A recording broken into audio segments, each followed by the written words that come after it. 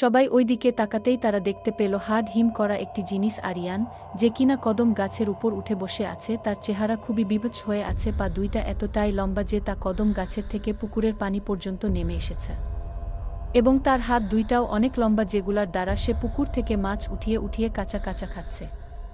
এগুলা দেখে রোজিনা বেগম নিজেকে সামলাতে না পেরে বেহুশ হয়ে যান। সবাই কি করবে না করবে বুঝতে না পেরে রোজিনা বেগমকে দরাদরি করে বাড়িতে নিয়ে আসে এবং ওনাকে বিছানায় শুইয়ে দেয়। যখন বাকিরা আবার আরিয়ানকে খুঁজতে বাহির হবে, তখনই তারা দেখতে পান যে আরিয়ানের রুমের দরজা বন্ধ।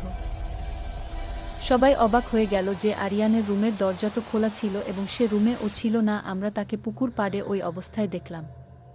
এরই মধ্যে রফিক সাহেব দরজা ধাক্কাতে শুরু করলেন। কিছুক্ষণের মধ্যেই আরিয়ান ঘুম ঘুম চোখে উঠে এলো আর রফিক সাহেবকে জিজ্ঞেস করল, কি বাবা, এত রাতে কি হয়েছে, তুমি দরজা ধাক্কাচ্ছ কেন? আর জিহাদ, ইমতিয়াজ, তোরাও বা এখানে কেন? জিহাদ কাউকে কথা বলতে না দিয়ে বলল, আরে না, এমনি, তুই ঘুমাগু। আরিয়ান বলল, আমার পুরো শরীর খুব ব্যথা করতেছে। একথা বলে সে আবার শুতে চলে গেল। অতঃপর জিহাদ রফিক সাহেবকে বলল, আঙ্কেল, আরিয়ানের সাথে নিশ্চয় খারাপ কিছু আছে।